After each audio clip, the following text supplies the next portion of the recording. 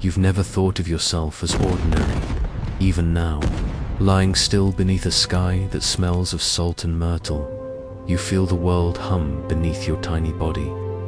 The waves of Ajaccio sing you to sleep with lullabies in Corsican and French voices. You don't yet understand, but somehow already claim as yours. Welcome, dear listener. You've been many people in your dreams before. A wandering poet, a forgotten knight, a lover writing in candlelight. But tonight, just tonight, let's try something different. Have you ever wondered what it would be like to become someone history never stopped whispering about? Tonight, you are Napoleon Bonaparte. Not the marble statue in the square, not the angry man in oil paintings, but the dreamer, restless, bright, and strangely tired even from birth. Don't worry about understanding it all. Just let the story drift over you like fog on the sea. Let it hush you, not haunt you. And if you find your eyelids heavy by the time this story finds its end, feel free to close them. History can wait. And if you enjoy being someone else for a night, maybe leave a little star or a soft comment, just so I know you were here. Now, let's begin. You were born in August of 1769 in a small white house on the island of Corsica. You are small, almost fragile, and often sick, but your mother, Letizia, looks at you as if you are carved from light itself. Her lullabies are stern and fierce like prayers whispered over battlefield drums. The room is hot, the shutters are drawn, but the sea still finds its way in. Your father, Carlo, is dreaming bigger than the island allows. He wears fine coats, speaks French when he must, and smiles the way men smile when they don't belong anywhere yet. You are the second of 13 children. That is not a typo. And yet, from the start, you are the loudest one. You scream in rhythm. You flail like you know something the rest of them don't. The priest who baptized you sighed heavily and said, "This one will not sleep easy." How right he was. Your first memories are of stone. Stone walls, stone forts, stone faces. Corsica is a place of rebellion, but your rebellions are still tiny and quiet, refusing to nap, refusing to share, plotting escapes from meal. But there's something else too. Books, stories, the Iliad, Plutarch, Alexander the Great. Your mother calls them dangerous stories, but you keep reading. You like the idea of a hero who carves his name into the clouds. You whisper to yourself at night, one day, I'll be more than a Bonaparte. One day, they'll just call me Napoleon. Then, France comes. Not as an idea, but as an institution. The great, wide-eyed country claims Corsica like a cat claims a sleeping bird. Your father, clever, stubborn, manages to secure you a scholarship to study in France. It feels like a blessing, though later you'll come to call it a severing. You are 9 years old, and they ship you across the sea, alone. The sky that night is low and blue like bruised fruit. The boat smells like salt and goats. You do not cry. Not once. You are going to become French. Whether you like it or not, at the Royal Military Academy in Brienne, you are a stranger among polished children. You speak with a thick Corsican accent. You wear second-hand boots. You are mocked, but you do not fight back, not yet. You simply begin taking notes, quiet ones, long ones, the kind that grow into strategies. You decide that power is earned, not given, and you will earn yours with silence sharper than swords. You start to read voraciously. Julius Caesar becomes your secret ghost friend. You write essays in the margins of your textbooks. Sometimes you walk into the forest alone, just to feel how stillness can also be strength. And when the others fall asleep, you stay awake. You plan, time will pass. You'll graduate early. You'll be posted as a second lieutenant in the artillery. But for now, you are just a boy with a name that echoes strangely in foreign ears. Napoleon. It doesn't sound like victory yet, but it will one day. When they whisper your name, it will feel like a rising tide. But for now, dear dreamer, let it rest.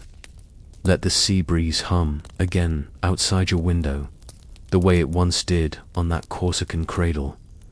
Let the past become a pillow, and the future a faint cloud drifting by. Sleep, little emperor. Tomorrow your cannons will sing. The uniform is stiff, it doesn't quite fit, and the air smells of damp stone, polished brass, and the faint musk of horses. You are no longer a student, you are a soldier now. Second Lieutenant Napoleon Bonaparte. The title rolls oddly on the tongue, not yet majestic, but precise like a pencil line on an untouched map. You're stationed in Valence, a quiet garrison town. The cannons don't roar here. They sleep, just like you should be sleeping, but can't. You spend more time writing than drilling. Letters, essays, treatises on ancient empires. You write about Corsica, too longing for it, and resenting it in equal measure. Your dream is split between two lands, one that birthed you and one that made you, but no one here knows what to make of you. You are too sharp, too quiet, too poor for the officers' parties, too ambitious for the officers' jokes. Still you wait, because something inside you whispers that the world is about to shift, and when it does, you will already be facing the right direction. You walk alone, evenings mostly, through the crooked streets, past taverns and stables. The sky is often cloudy, but you always look up. You wonder how Caesar must have stared at the stars before Gaul. You imagine Alexander walking through tents of sleeping men, hearing only the wind and the fire crackling. You believe the silence has its own vocabulary, that those who command a quiet might one day command the storm. So you practice, you train your gaze, your gestures. You study war like a scholar studies poetry, line by line, movement by movement, every cannon placement, every column formation, every ancient victory etched into your bones like lullabies sung to a child born of maps. You're barely 20 when you return to Corsica on leave. But Corsica has changed. Or maybe you have. Either way, it doesn't fit anymore. The local revolutionaries, Paoli and his men, see you as to French. The French see you as to Corsican. You try to balance loyalty between motherland and ambition, but it's like trying to hold sand in a fist eventually. You and your family are driven out, exiled from the island you once imagined conquering. You don't cry. You never cry, but something cracks inside, and it echoes. Back in France, the revolution explodes. Heads fall like petals. The monarchy crumbles. Paris burns with the fever of new ideas and old guillotines. Chaos becomes law. Uncertainty becomes a ghost. You do not fear it. You welcome it, because where others see madness, you see opportunity. The army needs officers who understand artillery, logistics, timing, discipline. You do not shout. You do not flatter. But your mind speaks fluently in the language of precision. A fortress in Toulon falls, and you are there. You orchestrate the artillery placements. You understand the terrain. You whisper your strategies into the maps and make them listen. And when victory comes, they notice you. The young general who doesn't blink in the middle of a cannon barrage. The lieutenant with a plan larger than his pay grade.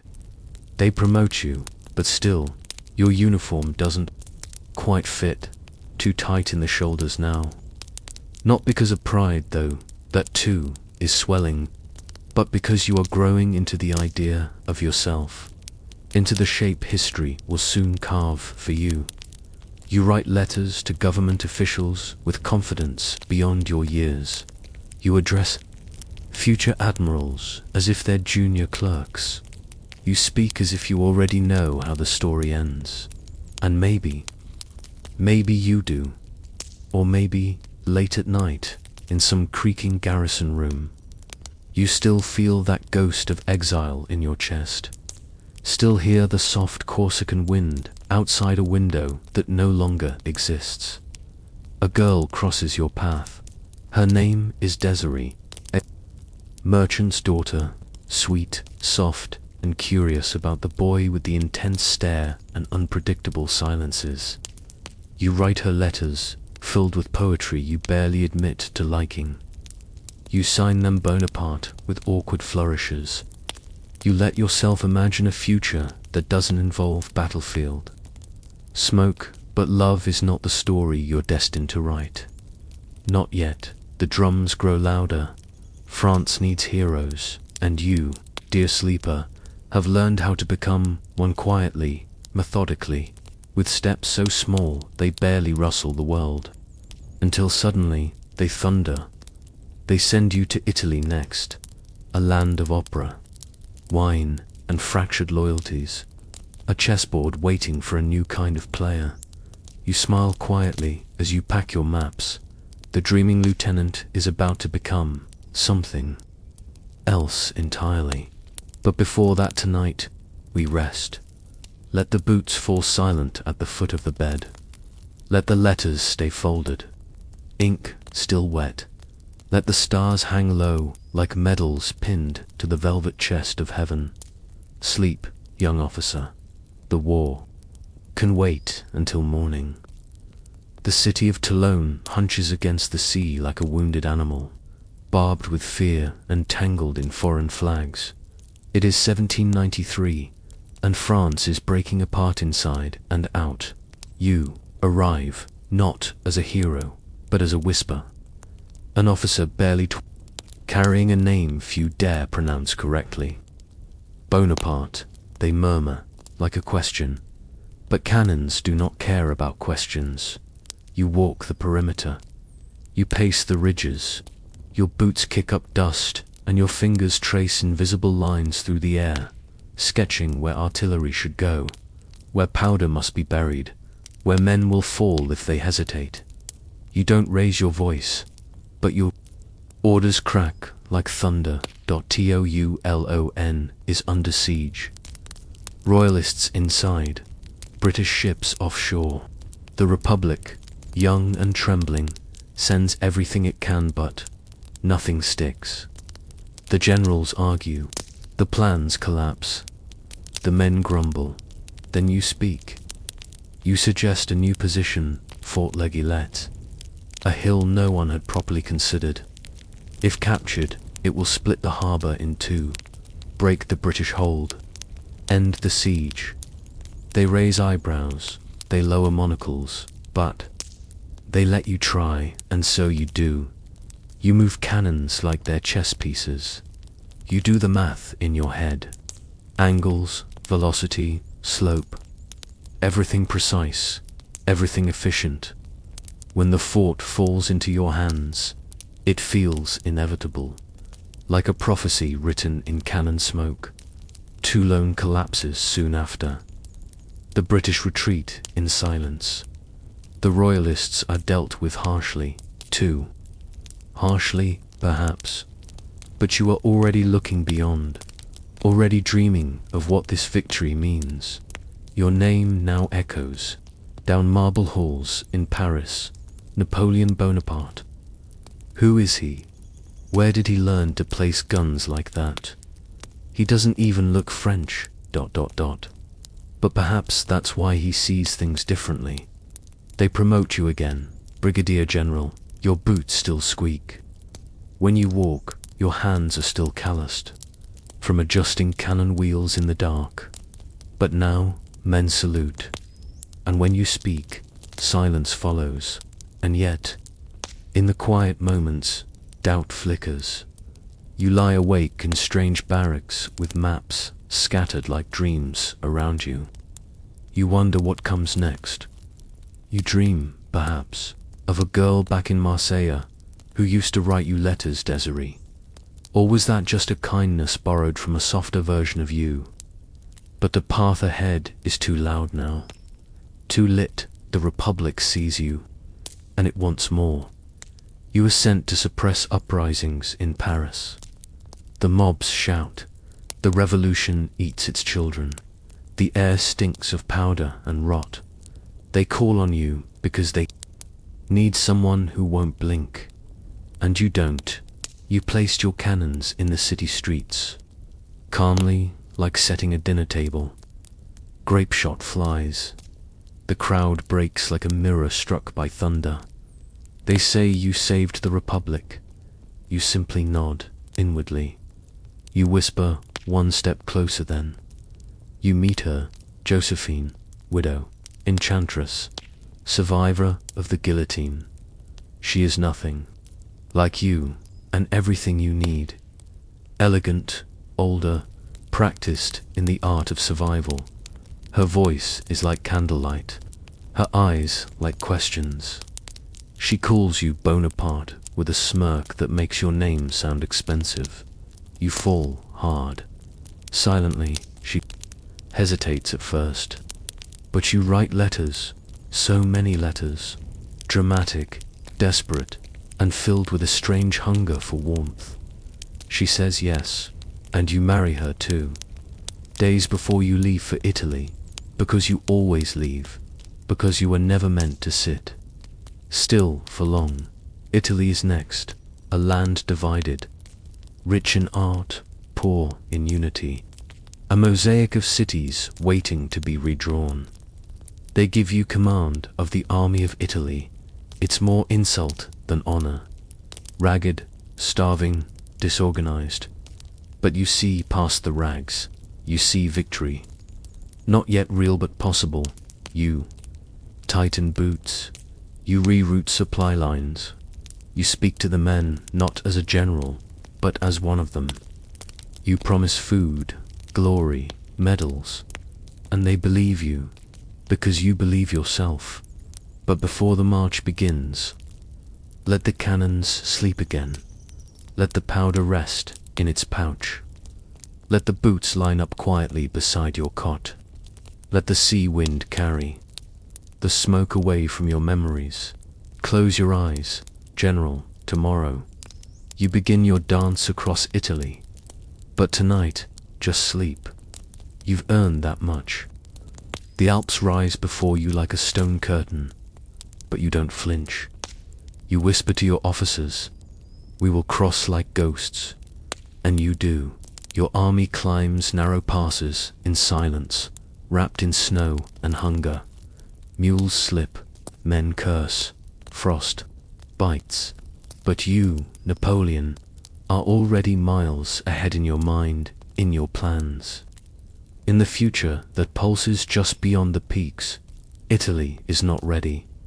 The army of Italy, once dismissed as a tattered collection of beggars and half-trained youth, become something else under your command. You make them move like water, swift, invisible until it floods. You give them bread. You give them gold. But more than that, you give them belief that they are not forgotten, that their names will echo like Roman legions across the land, and they follow you through fog, through famine, through chaos, because you turn even defeat into illusion. The battles begin like songs with sharp notes. At Montenot, you move fast, too fast for the Austrians to adjust. At Lodi, you lead the charge, yourself, sword raised, boots wet from the river. You claim the bridge, and something more. Myth, they begin to murmur about you with reverence. Bonaparte is not a man, he's a force. You pretend not to hear, but inside, you begin to believe it too. Cities fall before you like dominoes pressed. By velvet gloves, Milan, Verona, Venice, Your proclamations ring with poetry, tailored not just to conquer, but to enchant. You tell the Italians you have come to liberate them. Some believe it, others smile and take notes.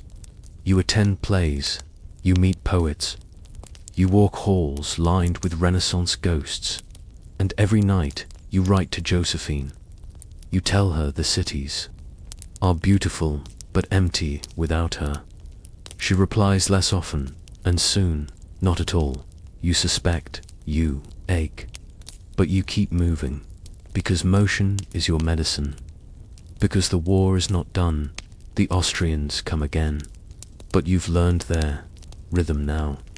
You break their lines at our call, at Rivoli, at every place where you shouldn't have one, you do. With fewer men, with better timing, with sleep-deprived eyes and maps etched into your skull.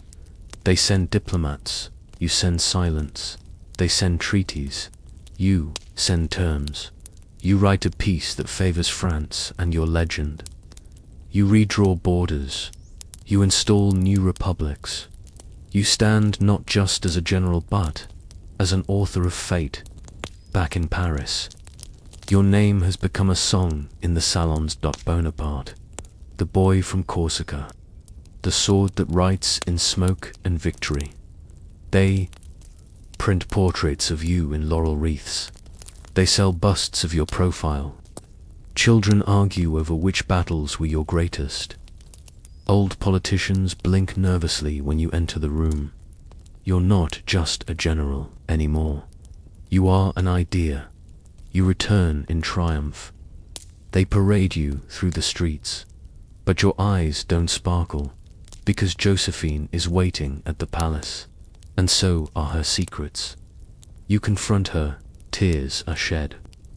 Voices are raised, but in the end, you forgive her, not because you are weak, but because your ambition is louder than your pain, and because, somewhere deep inside, you still want to believe in the story you started. The Directory, the fractured leadership of France begins to see you as both miracle and menace.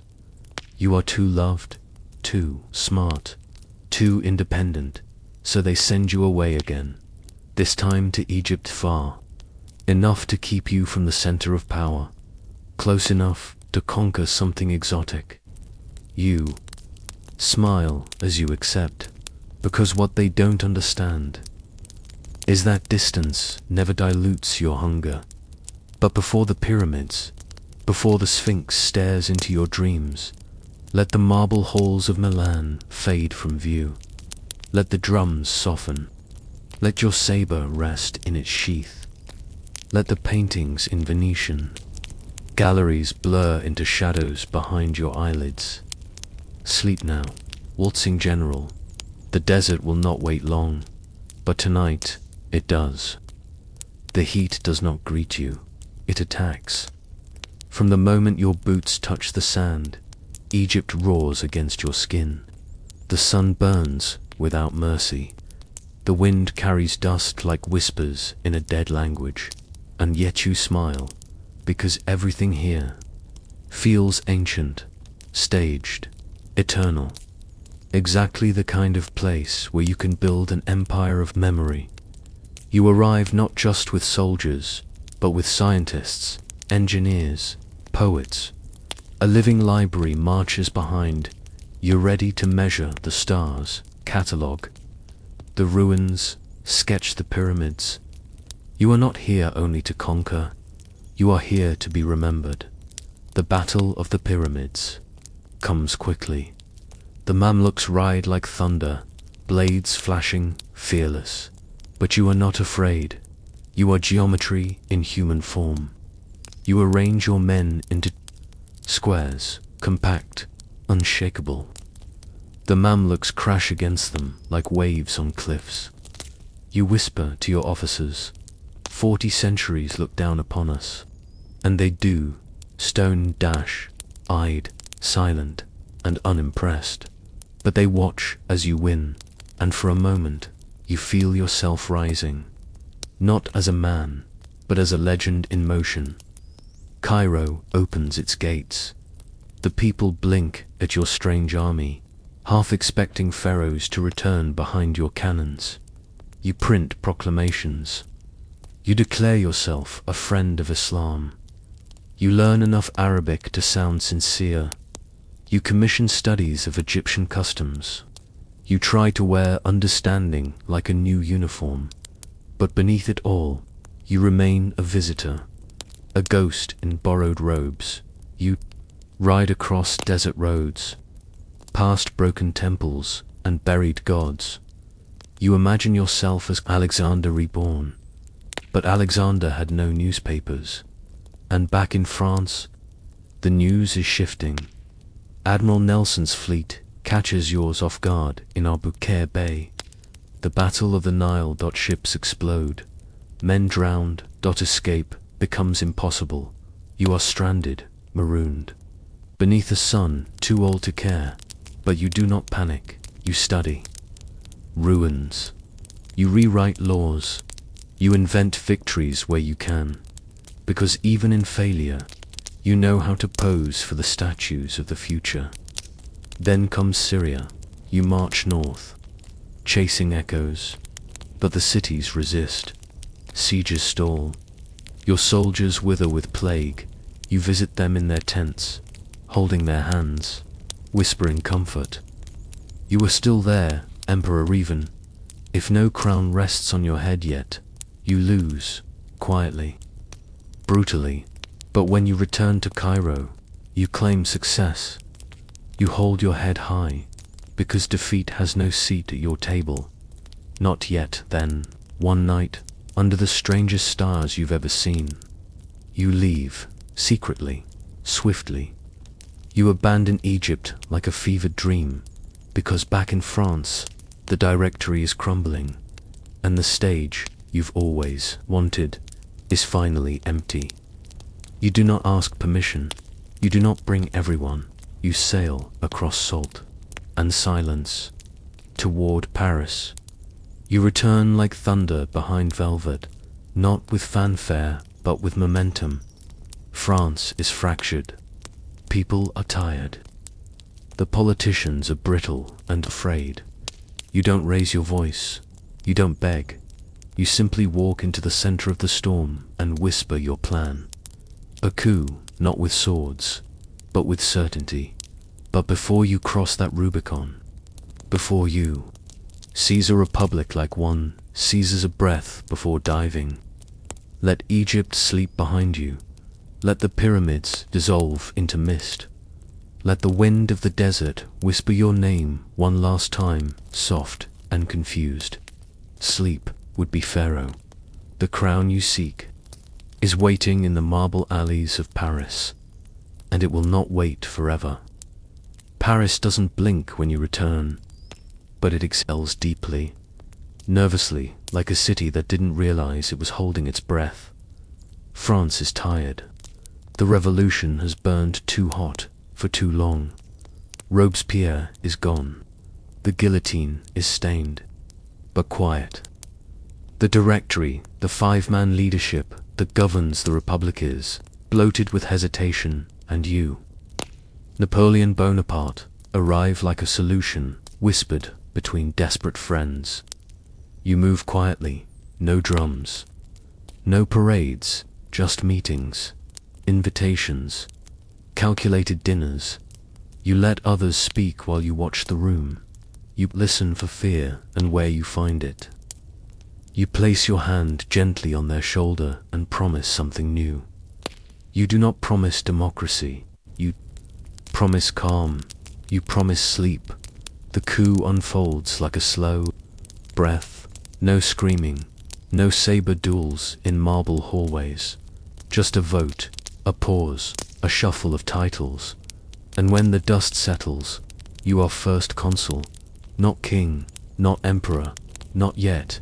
But power, in its deepest form, rarely wears a crown.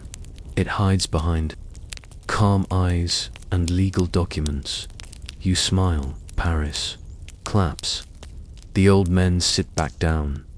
You begin to rule with the precision of a clockmaker. New laws, New institutions. You establish the Bank of France, repair roads, restore Catholicism, but only on your terms, and rewrite the laws into a single, elegant system. The Napoleonic Code. You hate chaos, and you hate waste, and France, chaotic and wasted, begins to bloom under your order. You work tirelessly, sometimes 16 hours a day. You memorize documents. You dictate while walking in circles. Secretaries fall asleep in their chairs while you pace on, planning the future like it's a staircase you can already see. You are not kind, but you are clear, and the people would rather be ruled by a storm that knows where it's going than by a breeze. That Josephine tries to keep up, but the gap is growing. She throws parties. You hold councils. She buys perfume. You buy cannons. But at night, she still calls you Napoleon like it's a song. And you, though you barely pause to hear it, still hum along. Whispers begin. He is too strong. He knows too much. He does not need permission. You hear them, and you nod, because they're right. You weren't born to take orders. You were born to shape them. War returns. As it always does, England still prowls the seas. Austria broods in the mountains. You ride out again into the Alps, past frozen villages, over narrow passes. You lead your men across St. Bernard, like you're chasing something only you can see. The world thought you would rest, but you were only ever still so you could strike. At Marengo, you almost lose. The Austrians hit first. Your lines falter. Even your most trusted generals begin to doubt. But you do not. You reorganize in real time. You pull troops from nowhere. You delay, you bait, and then you break them. It's not the grandest victory, but it's the one that makes France believe that even when you fall, you land forward. Back in Paris, they build statues now. They put your face on coins. They name streets after you. You're still first consul. Technically, but the word emperor lingers in the air like the scent of approaching rain. You say nothing. You simply keep working, keep dreaming, and in private, you begin to wonder. If I bring peace to chaos, order to madness, should I not be more than temporary? Should I not wear the crown, if only to protect it from those who would tarnish it? But not yet, not tonight. Let the pens still in their inkwells. Let the ministers doze behind velvet curtains. Let the fire crackle low in your study. Close your eyes, first consul. The world can wait a little longer. The throne is already inching closer, and it knows your name. You don't ask for it, but you don't refuse it either. It begins with murmurs in salons, speeches in the countryside, petitions written by trembling hands. France needs stability. France needs permanence. France needs you. And so, the Republic. Vote stop with pens instead of blades, with a weary hope that perhaps, just perhaps, monarchy reborn in your image will be softer, wiser, that you watch from the shadows of your study, fingers laced, gaze unmoving. Then one morning, quietly, decisively, they declare it. Napoleon Bonaparte, Emperor of the French. You nod, and begin planning the coronation. Not because you love ceremony, but because you understand its language. The year is 1804. The Cathedral of Notre Dame glows with candlelight and gold. Crowds gather like pilgrims, not to witness a rite, but to feel history shift beneath their feet. Pope Pius VII arrives, expecting to crown you. You let him approach then, gracefully. Firmly you take the crown from his hands. You place it upon your own head, a gesture more symbolic than defiant. You do not need permission to rule. Josephine kneels before you. She is dressed in white and emeralds, hands trembling. You crown her, too, though you already know she will not give you an heir. But in that moment, she is not the empress of womb or lineage. She is the empress of now. Paris erupts in celebration. Cannons fire, bells ring. The streets shimmer with joy and disbelief. Some cheer sincerely, some out of fear, but most simply exhale, because after years of chaos, they would rather sleep beneath the shadow of a steady crown than dance in a crumbling republic. As emperor, you change everything. New titles, new flags, new laws, but also the same restlessness. You inspect armies with a mathematician's eye. You reorganize Europe like it's your private chessboard. You install brothers as kings, friends as ministers. You redraw borders not with ink, but with your breath, and the world listens because it has never seen ambition move this quietly. You walk the halls of the Tuileries at night, alone. Servants say you never sleep. Only doze, only scheme. You stare at maps until they blur. You reread Caesar until the pages fray. You write letters to kings as if they were schoolboys misbehaving. You believed deeply, perhaps dangerously, that you were born to lead, not because of divine right, but because no one else seems to know what to do. But even emperors have doubts, and yours wears perfume. Josephine still dances at court, still smiles at strangers, still weeps in the dark when you are away. You love her in a way only a storm can love a garden intensely, destructively. But time is a cruel accountant. You need an heir. She cannot give one. You hesitate then. With a sadness sharp as steel, set her aside. France mourns her softly. You mourn her secretly, but you marry again. Marie-Louise of Austria, a Habsburg bride. Young, pale, dutiful.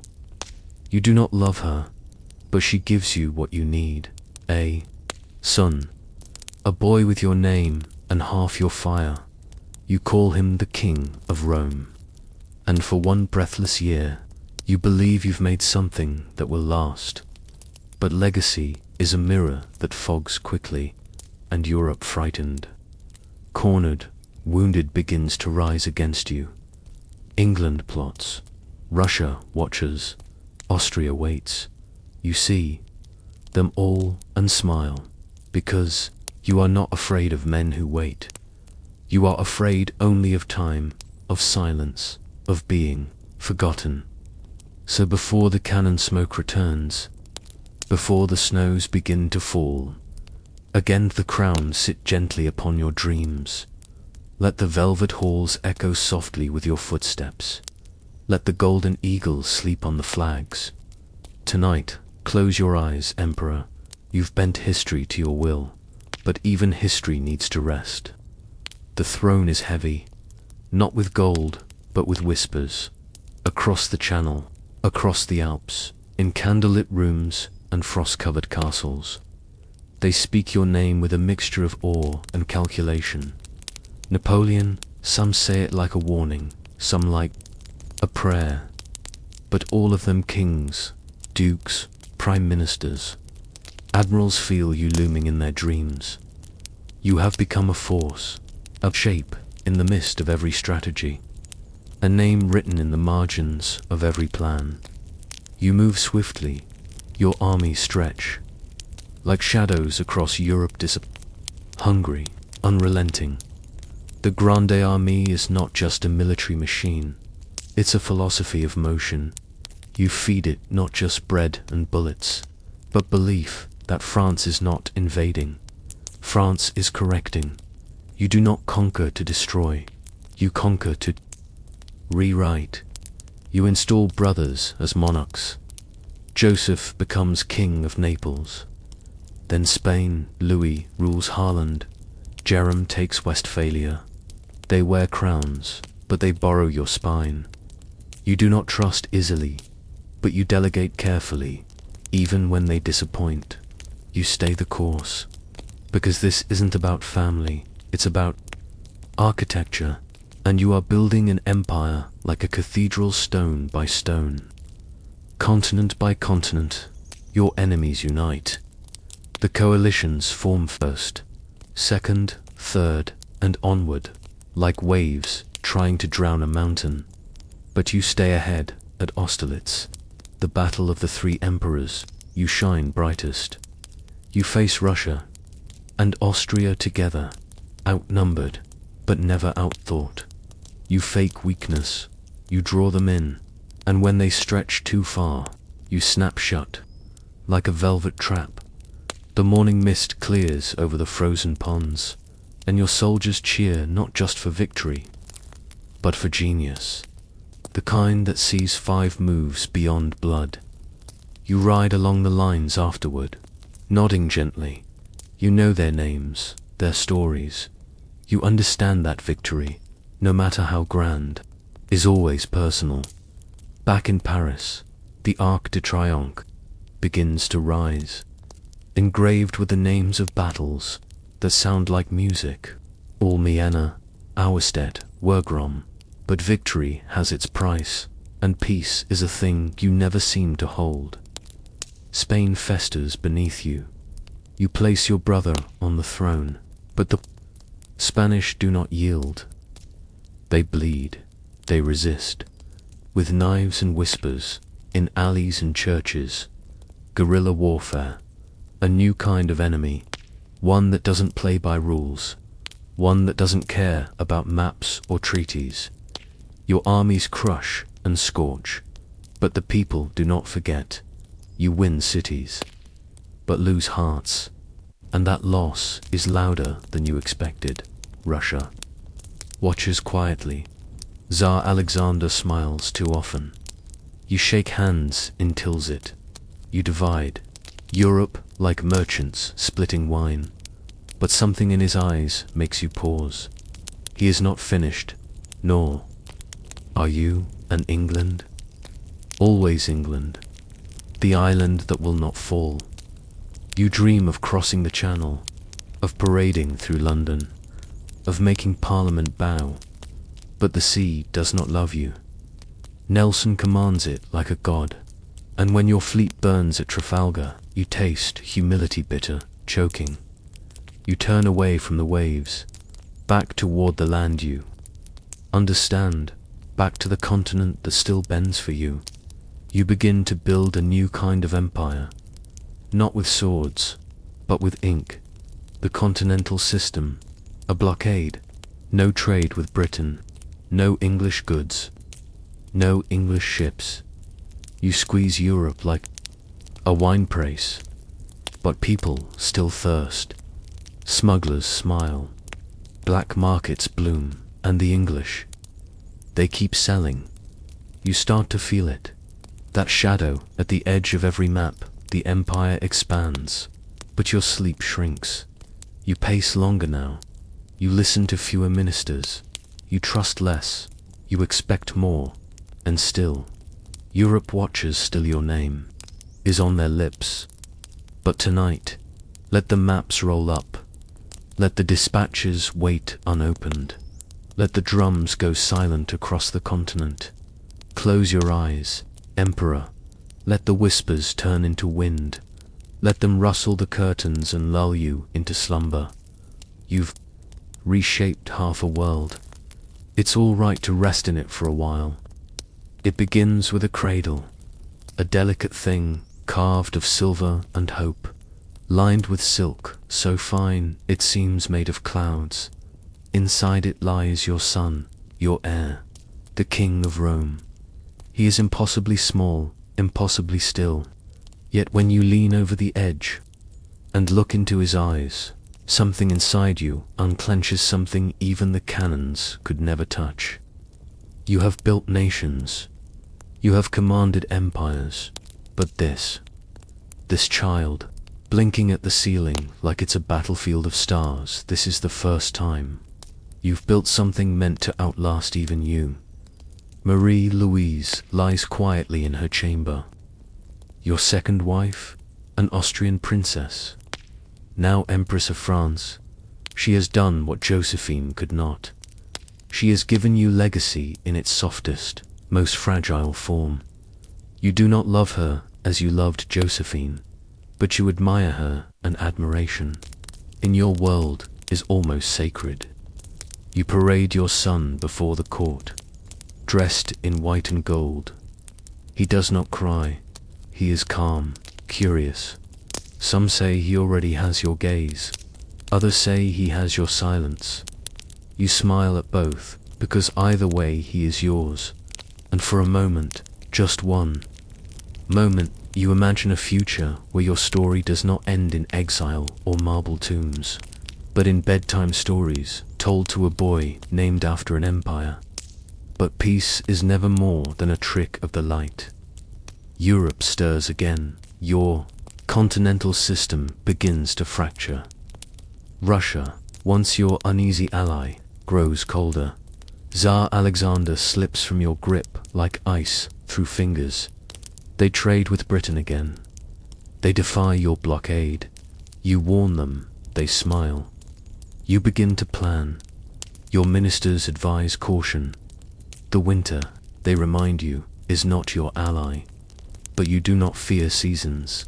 You have conquered time before, so you prepare an army unlike any the world has seen. 500,000 men from every corner of Europe. Poles, Italians, Germans, French, a tide of boots marching east. You leave your son behind. You touch his sleeping head once more and whisper promises of victory, of return, of a future crowned in stability. He stirs, barely dot, and you march. Russia does not meet you with battles. It meets you with silence. Fields burn before you. Arrive, cities are emptied. They retreat deeper and deeper into their own. Cold soul. You take Smolensk. You take the smoldering shells of cities. But not victory. Not yet, then. Moscow, grand, golden, hollow. You enter like a phantom. The city watches you from behind curtains and flames. Then, it burns. Not by your hand, but theirs. Russians set fire to their own heart, rather than let it beat for you.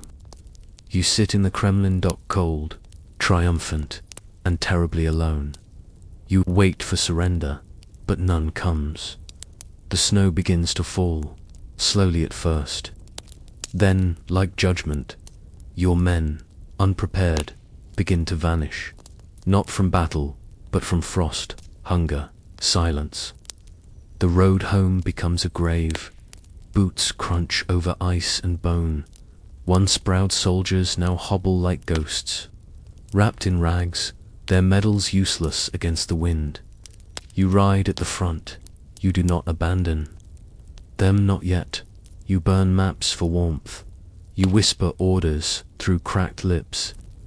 You see men who followed you across continents fall without a word, and you feel, for the first time, a kind of sorrow no strategy can dissolve. When you return to Paris, you do not return whole. Your army is broken. Europe senses blood. The coalitions rise again. This time, with teeth.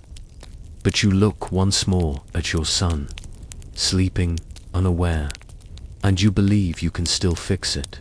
You always have, but not tonight. Let the snows of Russia melt away from your dreams. Let the frost leave your fingers. Let your son's cradle rock gently in the memory of quieter days.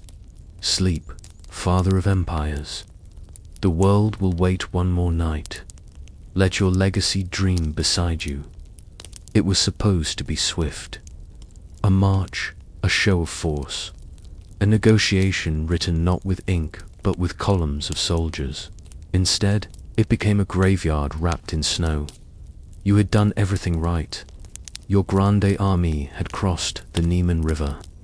like a shadow, over 500,000 men, so many boots, that the earth must have trembled. You brought engineers, supply trains, even printing presses. It wasn't war, it was theater.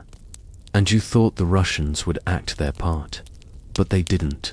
They burned their own fields. They poisoned wells. They vanished into the trees like breath in winter.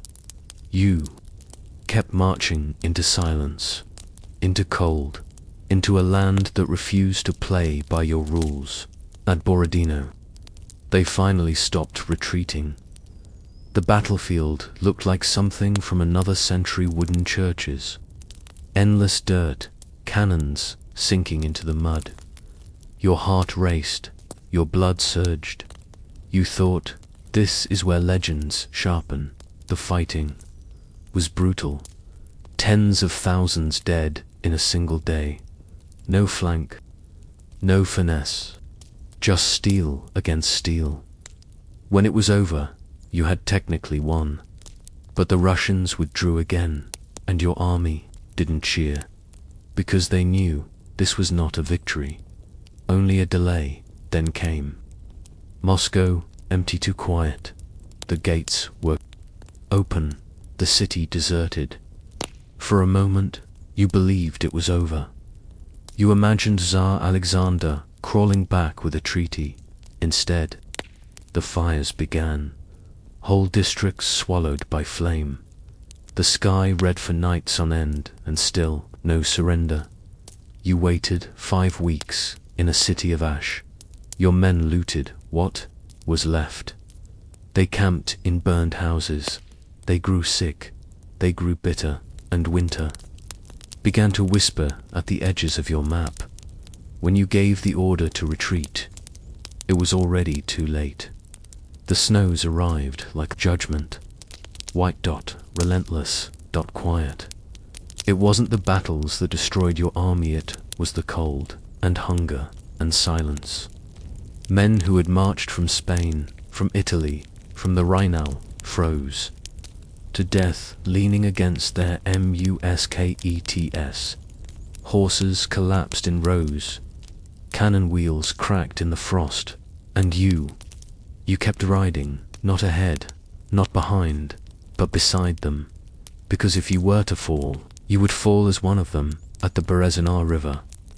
The retreat turned into nightmare. Bridges broke. Ice carried away entire regiments. The Russians attacked like wolves, but somehow you slipped through, tattered, ghost-like. Fewer than 30,000 crossed with you. The rest, bones beneath the snow. And still, you did not collapse. You returned to Paris. You stepped from the carriage thinner, paler, but your voice still steel. They said you were finished.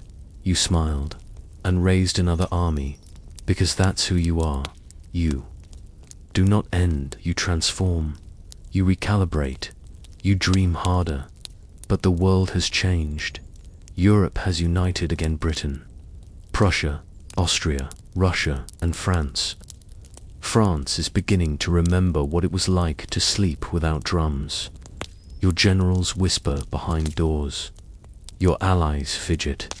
Even your son, safe in warm nurseries, begins to grow up with a question in his eyes. You fight again at Leipzig. The Battle of Nations. They come at you from every side like time itself, trying to swallow you whole. You fight bravely, but it is not enough. You retreat once more, and this time, the retreat leads home. Paris trembles. The gates creak. The people, the same ones who cheered for you. Under arches now watch in silence. You consider one last stand, one final blaze, but you choose something else. You sedicate quietly, with no crown. On your head, just the memory of one. They send you to Elba, a tiny island in the Mediterranean. You, the emperor of half a continent, now ruler of a rock with goats and olive trees. But even there, you plan, you dream, you count ships like stars. because exile is only exile if you accept it, and you never have. But tonight, let the snow drift again, let Borodino fade into mist. Let Moscow's burning sky become only the flicker of a candle near your bed. Close your eyes, soldier of ambition. The cold has passed, but history still waits. Elba is small, too small for your dreams, too quiet for a man who once thundered across Europe. You walk its beaches alone, watching ships sail by that never stop. You govern its people with surprising care, build roads, plant orchards, redesign its bureaucracy like you once did France. But you are not content. How could you be? You are an emperor without an empire, a crown without a kingdom, a voice with nowhere to echo. They thought you would stay, grow old, fade, quietly like smoke after a fire. But they forgot something. You still had followers. You still had memory. And most of all, you still had time. The letters come secretly. France is restless again. The Bourbon King, Louis XVIII, is back on the throne but limping, unsure, tired. The people remember you not as a tyrant, but as lightning, and lightning, once seen, is never truly forgotten. So you plan, you count loyalists like constellations. You watch the winds, and then, one night in February, you sail, with a handful of men and a handful of cannonballs, back to France, back to the story. No one stops you. Not at first. They send troops to arrest you. But when your figure appears on the roadcoat open, hand raised, they do not fire. They cheer, they kneel. Your army grows by the hour. No battles, no blood. Just a return that feels like music. Louis flees. You re-enter Paris, like a ghost come home. But not with celebration, not like before, this time. The streets watch you with wary admiration. You've been gone too long, and the world has changed. You try to govern again, try to rebuild, but the great powers, Britain, Austria, Prussia, Russia, they do not wait. You are not a man to them. You are a loose match near dry parchment. They gather armies, they prepare for war, and you prepare for the last act. You raise your banner one final time. You call upon your marshals, some return, others hesitate. Even loyalty fades with age. You ride out once more, toward Belgium, toward a small village with a name. Few had spoken before Waterloo. The battle is messy from the start. Rain turns fields into soup. Cannons sink, orders blur, timing slips. Still, you fight well. You outmaneuver the Prussians at first. You shatter British lines again and again, but Wellington calls on, and when Blucher arrives with his Prussian army, the trap closes. You see it too late. Your men fight bravely, but they are tired, not just from marching, but from carrying your dreams too long. They falter, the line breaks, and suddenly, you're no longer riding toward history, you're riding away. From it, you retreat, this time. Truly no tricks, no comeback. Paris opens its gates, but not its arms. Your ministers speak in whispers. Your allies are nowhere to be seen. And in your study, for the second time, you sign your name beneath a surrender. You abdicate again. They do not send you to ELBA. Not this time. They choose an island further away, more distant, more final. St. Helena, a rock in the middle of the Atlantic. No orchards, no allies, no escape. As the ship sails, you stand at the stern. The sea stretches endlessly, like a sigh, too deep to end. You think of your son, you think of Josephine, you think of snow, of fire, of streets, lined with flags. You are not sad, only still, but not yet, not tonight. Let the drums of Waterloo fall silent once more. Let the mud dry. Let the cannons rest. Close your eyes. Fallen emperor, the ocean surrounds you now, but there is still one more dream left. They call it the 100 days, but to you, it felt like a blink, a flash of thunder before the storm dissolved, a brief return not to power, but to possibility. And now, all of it has passed, gone like breath on glass. The voyage to St. Helena is long and grey. The ocean stretches in all directions, changed, indifferent. You pace the deck, no maps, no dispatches, no letters, only the sound of water, wind, and the occasional bird that does not stop. You are being erased, one wave at a time. When you arrive, it is not with ceremony. No salutes, no trumpets, just English officers with stiff posture and blank expressions. They escort you to your new home, Longwood House, a low, damp building, crawling with insects and clouded with mold. The wallpaper peels, the windows creak. There are no mirrors, as if the island itself cannot bear to reflect you. Your companions are few, a handful of loyal officers, a cook, a valet, a surgeon, they whisper. When you enter the room, not out of fear, but out of sorrow, they have seen greatness shrink into routine. Time begins to move, strangely days fold into each other. Breakfast, a slow walk. Letters never sent. Books reread. You dictate your memoirs, with fire, sometimes with fog in your voice. You recall battles, not just for memory's sake, but because they remind you that you once moved the world with a glance. Now you debate with the wind. You write of Egypt, of Austerlitz, of Marengo, Wagram, and the Russian snow. You omit what you must. You emphasize what you need, because you understand that history isn't just what happened, it's what survives, and you are determined to survive in ink, if not in flesh. The English guard you well, Sir Hudson Lowe. Your jailer is exacting, humorless. He cuts your rations, limits your walks, refuses to call you emperor. You call him the executioner, not because he's cruel, but because he is patient, and patience, you now realize, can also kill. The island is always wet. Moss creeps up the walls like regret. Your body begins to ache, your stomach burns, your hands tremble, but still you walk. You speak, you remember. One night, you dream of your son. He is taller now, dressed in Austrian blue. He does not speak French. He does not remember Corsica.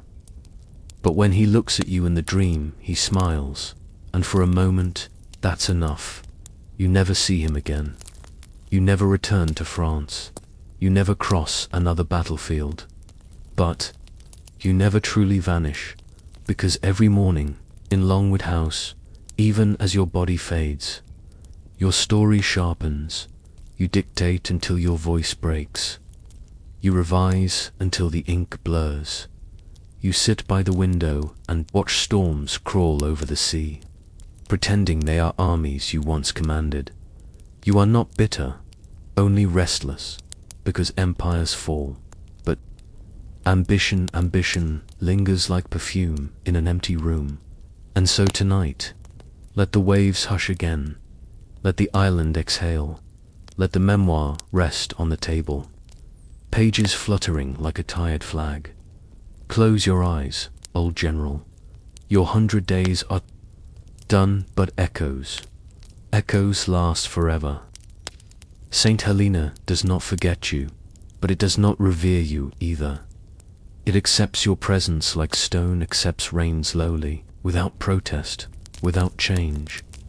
You become part of the landscape, a shape on the horizon, a name said softly by birds, and slowly by wind. The house at Longwood groans with each new day. Its windows sag, its shutters wheeze.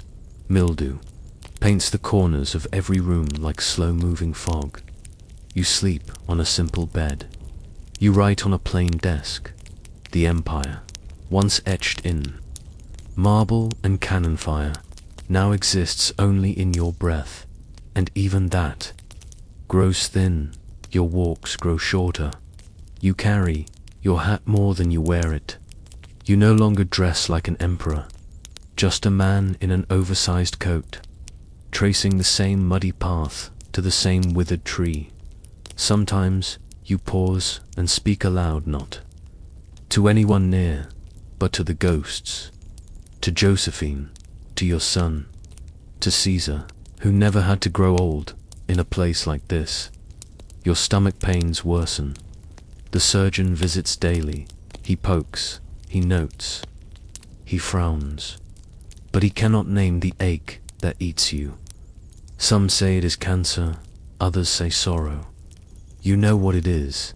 It is time itself, grinding it slow. Teeth against your story. You still dictate letters. You still read. You reread Virgil, Plutarch, Tacitus. You turn their pages, as if hoping one of them might tell you how to disappear with grace. You still dream, not of battles, but of simpler things. Corsican sunsets, warm bread, the sound of boots in rhythm on morning soil. Your servants remain loyal. They bring your meals with careful hands. They do not speak when you grimace. They light the candles before you enter a room. You nod to them. You thank them. You know they are the last audience you will ever have.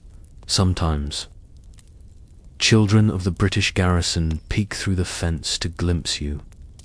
They expect a monster, a giant dot, a tyrant.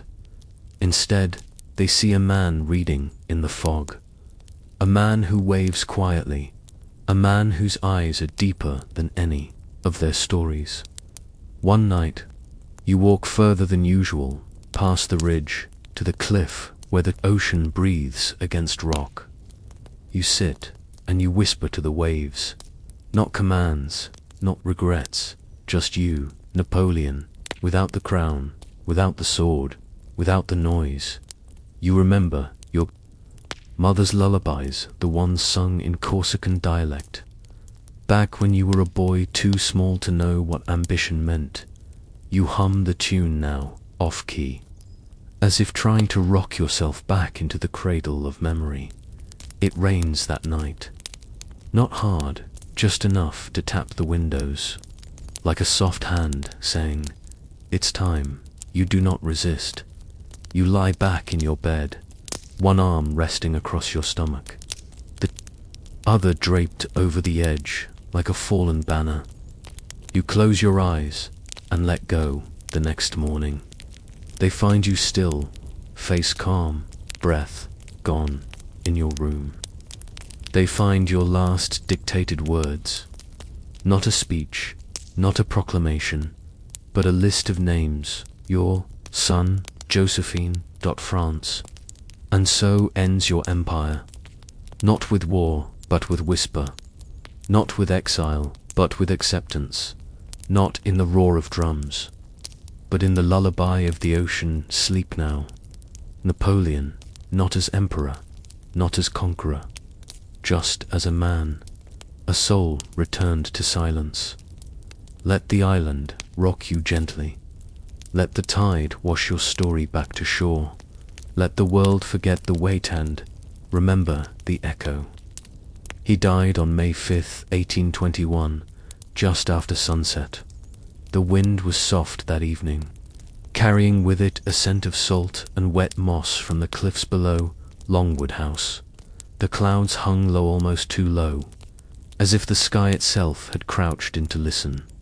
Napoleon Bonaparte, once emperor of half a continent, passed not in the roar of cannons or the crush of armies, but in silence. He was 51 years old. They say his last word was France. Not shouted, not gasped, but spoken like a prayer falling back into the earth. His attendants, those few loyal souls who had stayed through the decay of exiles, stood motionless in the room. For a long time, no one said a word.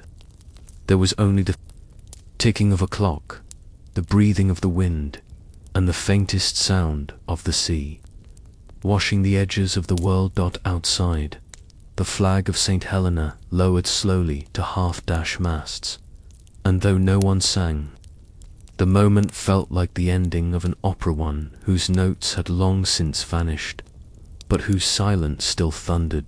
In Paris, they received the news with strange quiet.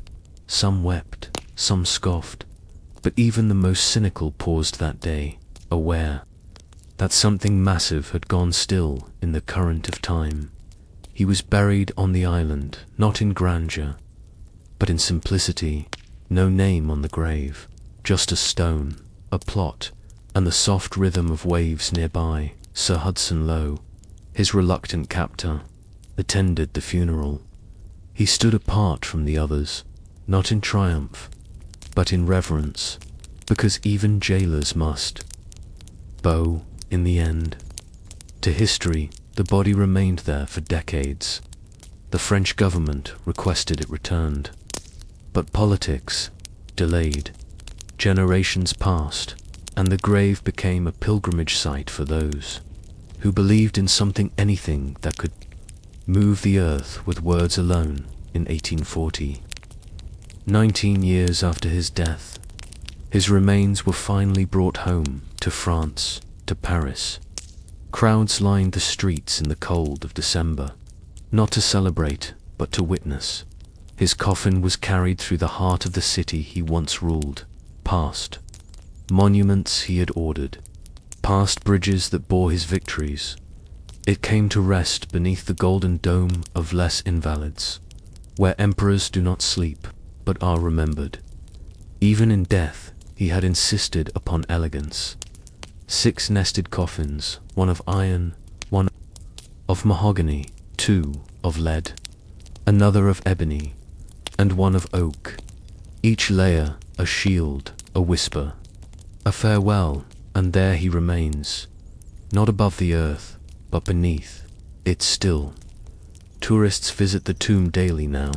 They stand above the red marble sarcophagus, heads bowed, unsure whether they're honoring ambition or warning against it. Children point at maps etched in gold. Elderly veterans nod once and say nothing. And somewhere, far below the stone, the man who dreamed of Caesar and outmarched empires sleeps perhaps. Finally, deeply. There are no new orders, no more letters, no parades, no invasions, only the memory, the story, and the silence that follows great thunder. He is not a saint, nor a monster. He is what history makes of fire, a shape in the dark that warms and wounds, a name that stirs even when whispered, a crown that still casts a shadow. Tonight, let his tomb be quiet. Let the tourists go home. Let the footsteps fade. Let the marble cool. And let the past, for once, rest. Time does not forget him. It folds him into itself, like mist over an old battlefield, soft, constant, impossible to grasp.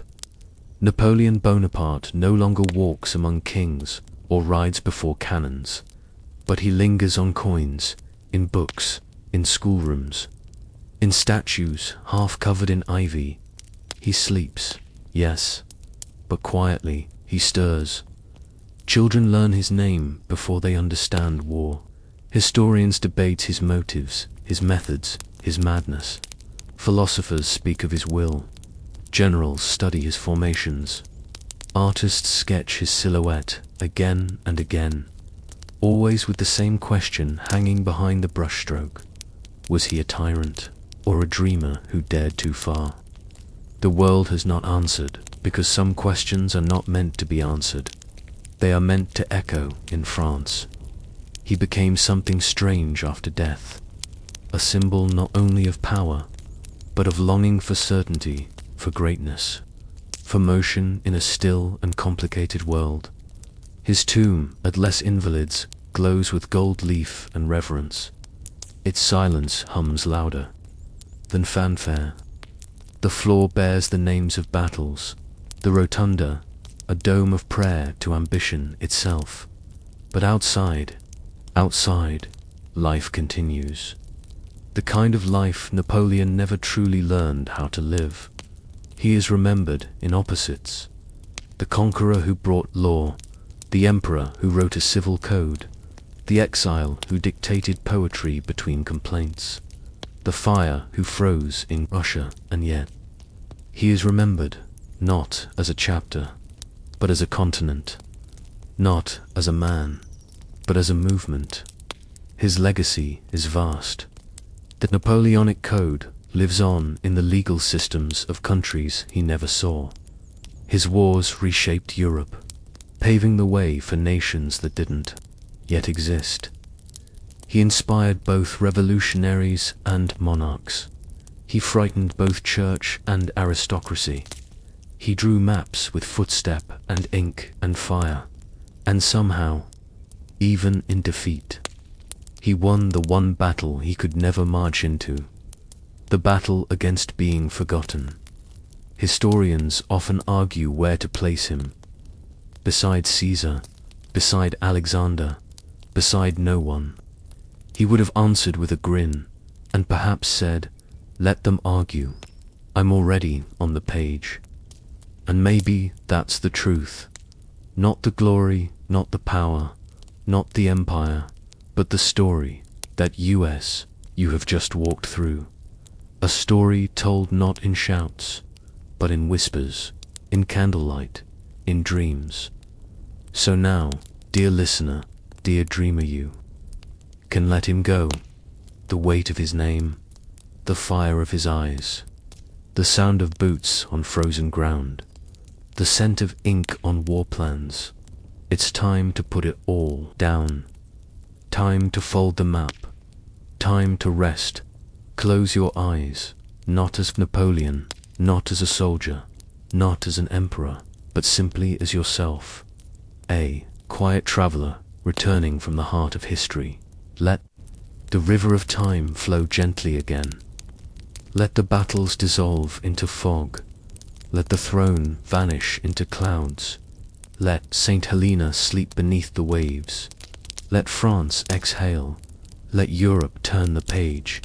And above all, let the world continue. Because history is not a monument, it's a lullaby. A song hummed over centuries. A rhythm you've now heard and can finally sleep to. Good night, Emperor. Good night. Good night. Good night, listener. You've come so far, and now it is time. Let history hold you gently, and let sleep take you the rest of the way.